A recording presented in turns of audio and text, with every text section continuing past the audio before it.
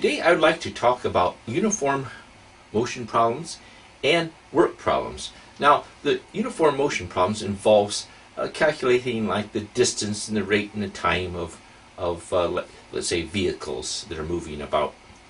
And the work problems involve calculating how much time it takes maybe one person or two persons to finish a certain job.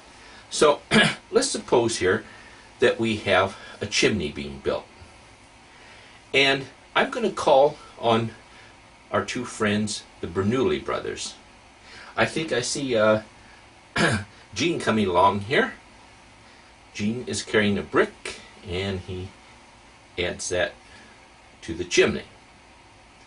And then his brother is coming up here, John, and he's going to set his brick into place.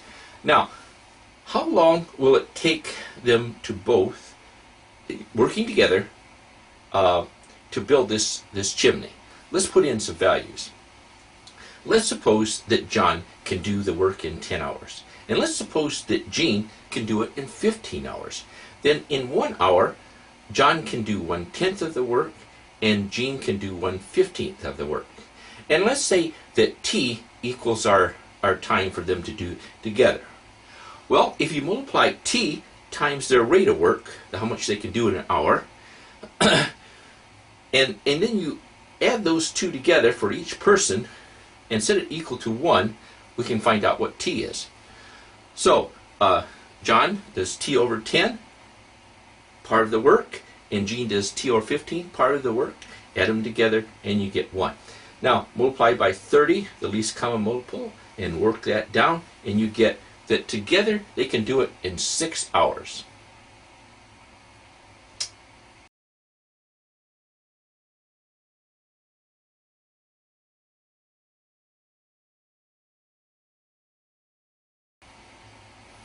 Now let's suppose that they do another job, and let's say John, it takes 12 hours to do the work alone, and Gene does 16 hours to do it alone.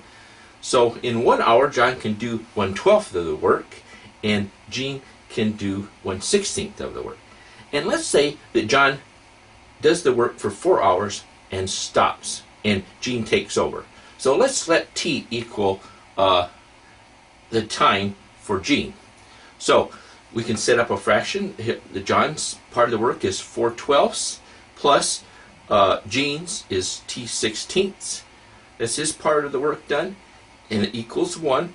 Multiply through by the least common multiple, which is 48, and work that down, and so it takes Gene 10 2/3 hour to accomplish the work. So let's get into our uniform motion problems here. Let's suppose that we have Newton driving a car and Hilbert driving a motorcycle.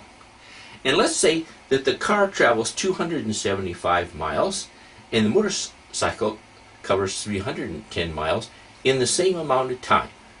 Now, we can use our distance equals the rate times the time formula here, and we can solve for time. We're going to be interested in their time here. Let's say the rate of the motorcycle is x miles per hour, and the car is x minus 7 miles an hour, going a little bit slower. So what we can do, since it's taken in the same amount of time to cover those distances, we can set their times equal to each other. So let's take the distance for the car, that's 275, and put it over its rate, x minus 7. And let's do the same for the motorcycle. Take the 310 miles and put it over x miles per hour. Set those two equal to each other, and then we can multiply through by the least common multiple, which is x times x minus 7, and work that out. And on the right hand side there, we'll have to do a little distributive property there, and we're going to eventually work this down to find out what x is, the speed of the motorcycle. So x should be 62 miles per hour.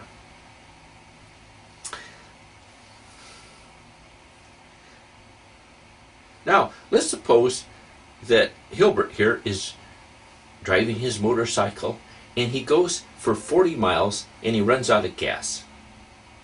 And he has 5 more miles to go, and he flies that distance. So let's set this one up somewhat similar to the other problem. We're interested in the time. So let's take and put the distance flying, 5, over x miles per hour.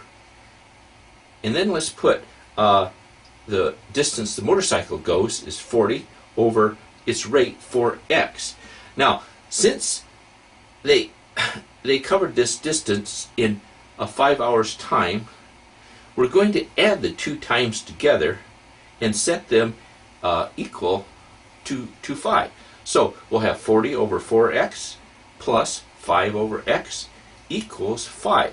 Now, use the least common multiple, multiply through by 4x, and we'll get 40 plus 20 equals 20x, and then we're going to divide 20x into 60, and so the speed of his flying there, his rate of his flying, is 3 miles per hour.